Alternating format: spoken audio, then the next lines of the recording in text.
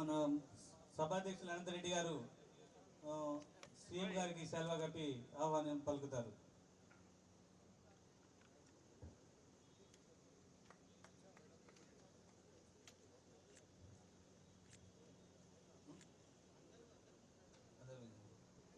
కార్యక్రమానికి శ్రీనివాస్ రెడ్డి గారు జిల్లా అధ్యక్షులు, అదేవిధంగా శ్రీవర్ధన్ రెడ్డి గారు BJP state executive member, BJP parliament convener గారు, వారి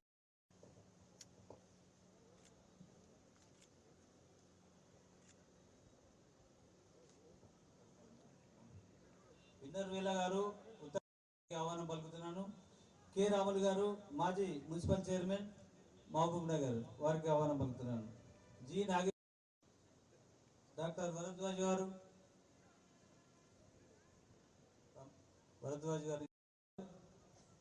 కో కన్వీనర్ ఈ ఇంటలెక్చువల్ సదస్సుకు ఉన్నారు. వారు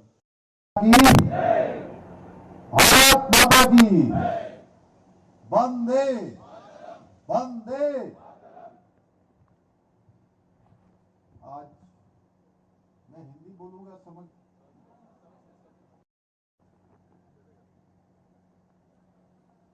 महबूब नगर लोकसभा क्षेत्र के हमारे इस कॉन्स्टिट्यूंसी के सभी हमारे इंटेलेक्चुअल्स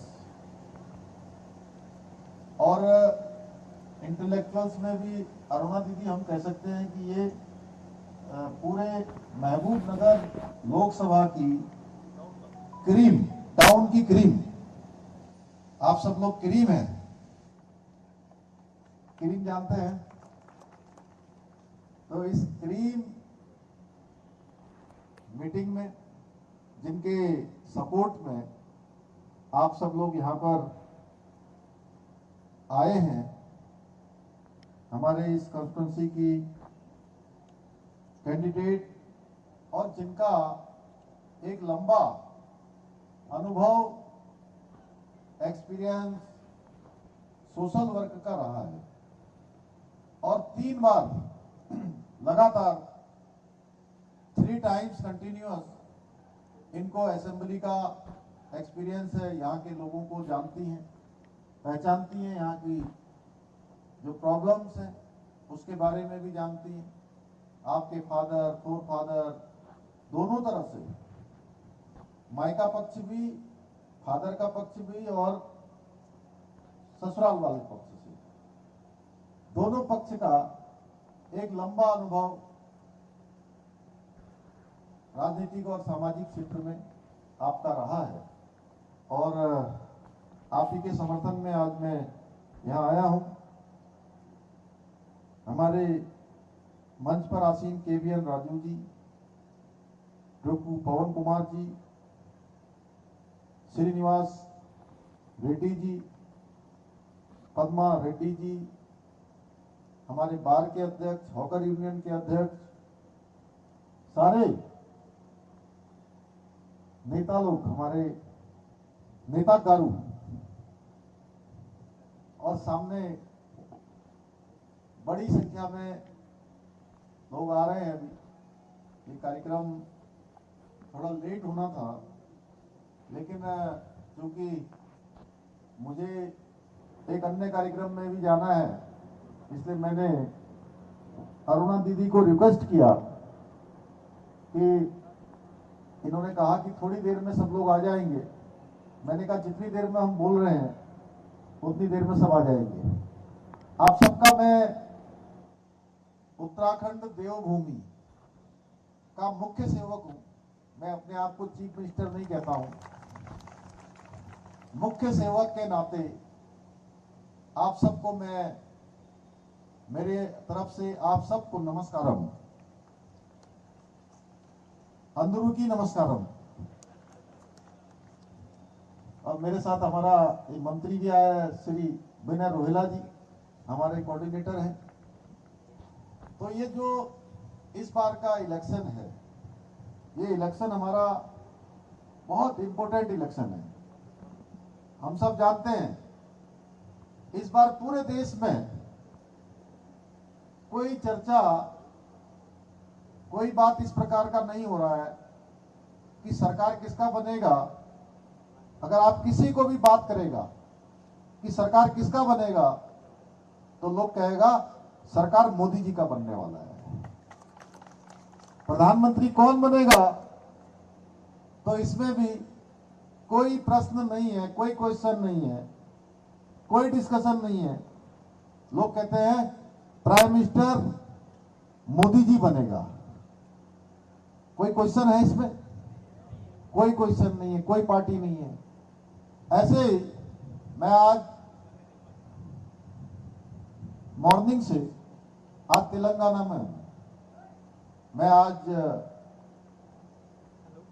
इससे पहले महमूदाबाद में था, सिकंदराबाद में था और आज शाम को महबूबनगर में आप सबके बीच में हूं, लोगों से बात कर रहा हूं। और इससे पहले भी मैं वारंगल गया था और निजामाबाद गया था, हैदराबाद में भी मैंने मीटिंग किया, तेलंगाना में भी पूरी तरह से। इस बार पूरे तेलंगाना में और पूरे देश में, मैं देश के अनेक अनेक राज्यों में गया हूं, मैंने देखा है कि पूरे देश में एक ही वेव चल रहा है। वो वेव है मोदी वेव और बीजेपी का वेव। लोग कहते हैं कि इस बार हमने मोदी जी को वोट देना है, मोदी जी को प्रधानमंत्री बनाना है।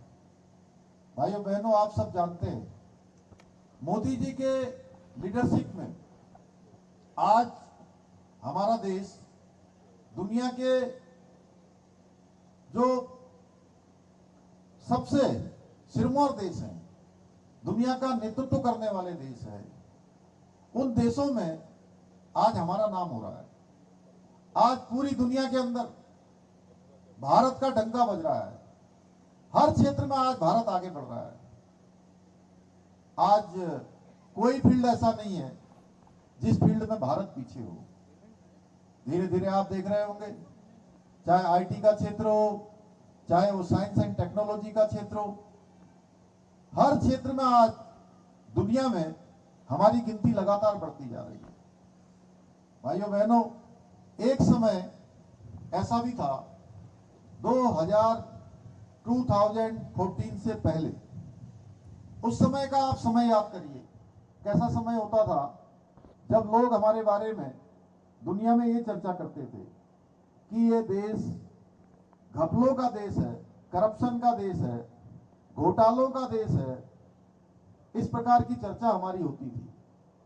और दुनिया का जब मंच लगता था, वैश्विक मंच, वर्ल्ड में, हम अपनी बात भी ठीक प्रकार से नहीं कर पाते थे। हमारी पहचान बन गई थी कि दब्बू भारत, पिछलग्गू भारत। उस दब्बू भारत और पिछलग्गू भारत से दुनिया का नेतृत्व करने वाला भारत। और आज दुनिया में कोई इंसिडेंट होता है, कोई घटना होती है, तो पूरी दुनिया आज भारत के रूप का इंतजार करती है कि भारत इसमें क्या कहने वाला है। ये भारत बनाने का काम किसने किया है? ये भारत, नया भारत बनाने का काम ये मोदी जी ने किया है। हम सबका मान सम्मान, पूरे देशवासियों का मान सम्मान आज पूरी दुनिया के अंदर बड़ा है। आप विदेशों में जाएंगे, आप फॉरेन कंट्रियों में जाएंगे, वहां भी आपको आज भारत की जो बदलती हुई स्थिति है वो दिखाई देगी। 2047 तक मोदी जी ने हमारे लिए एक लक्ष्य लिया है, देश के लिए लक्ष्य लिया है कि भारत विकसित भारत बनेगा। भारत मोदी जी के थर्ड टर्म में दुनिया की थर्ड इकोनॉमिक पावर बनेगा, तीसरी इकोनॉमिक पावर बनेगा। भाइयों बहनों, अभी कोरोना महामारी के समय में जहां दुनिया के बड़े बड़े देश आज अव्यवस्थित हो गए, उनकी जो अर्थव्यवस्था है वो अर्थव्यवस्था पूरी तरह से चरमरा गई, पूरी तरह से खराब हो गई। उसके बावजूद भी भारत आज दुनिया के 11वें नंबर की अर्थव्यवस्था से पहले 11 नंबर पर हुआ करता था, आज उस ब्रिटेन को पीछे करके, उस इंग्लैंड को पीछे करके, जिसने कई सैकड़ों वर्षों तक हमारे देश के अंदर राज किया, हम उसको पछाड़ कर आज 5वें नंबर की अर्थव्यवस्था बन गए हैं भाइयों बहनों। 5वें नंबर पर आज हमारा देश पहुंच गया है। इस प्रकार से आज देश हर क्षेत्र में आगे बढ़ रहा है। रूस यूक्रेन का युद्ध होता है। रूस यूक्रेन के युद्ध के समय में जो हमारे घरों के बेटे और बेटियां जो वहां पर डॉक्टरी करने गए थे, इंजीनियरिंग करने गए थे, उन बच्चों को वापस लाने के लिए जब उनके माता पिता परेशान हो रहे थे, उस समय में मोदी जी ने रूस के राष्ट्रपति को और यूक्रेन के राष्ट्रपति को फोन किया और युद्ध विराम करवा दिया। युद्ध विराम करके भारत के कोने कोने के सारे बच्चों को भारत लाने का काम हुआ भाइयों बहनों। इतना ही नहीं, दुनिया के दूसरे देशों के बच्चे भी वापस आए। तो ऐसे अनेक काम मोदी जी के नेतृत्व में संपन्न हो रहे हैं।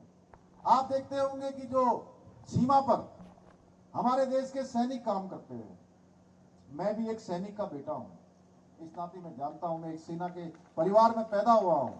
सैनिकों के ऊपर गोलियां चलती थी, आतंकवादियों की गोलियां, जिहादियों की गोलियां, अलगाववादियों की गोलियां, भाइयों बहनों, या दुश्मन की गोली आती थी, तो दुश्मन की गोली का जवाब देने के लिए ऑर्डर लेना पड़ता था। लेकिन मोदी जी के प्रधानमंत्री बनने के बाद अब सेना के जवानों को ऑर्डर लेने की जरूरत नहीं पड़ती है।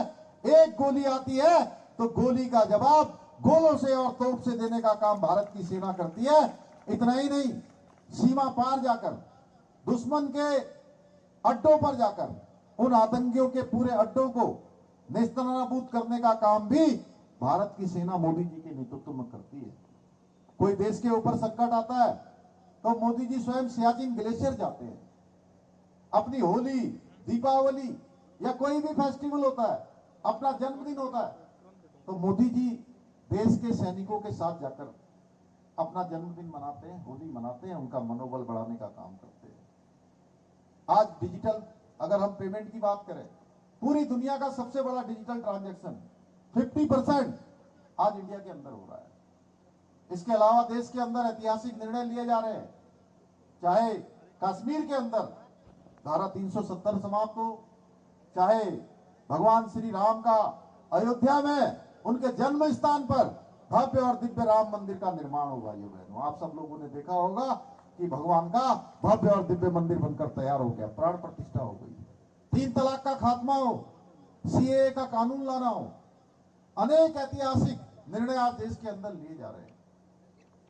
इसके अलावा गरीबों के कल्याण के लिए जो योजनाएं आज बनाई जा रही हैं या जो योजनाएं लाई गई हैं, आज योजनाएं उनके लिए लाई गई हैं जिनको उन योजनाओं की आवश्यकता है। देश के हर वर्ग के उत्थान के लिए आज देश के अंदर काम हो रहा है। समाज के अंतिम छोर में खड़े हुए व्यक्तियों को आगे लाने का काम हो रहा है। एक तरफ मोदी जी समर्पित भाव से आज देश को आगे बढ़ाने का काम कर रहे हैं, वहीं दूसरी ओर कांग्रेस पार्टी हो या बीआरएस पार्टी हो या घमंडिया गठबंधन के लोग हो, ये आज भी तुष्टीकरण से बाज नहीं आ रहे हैं।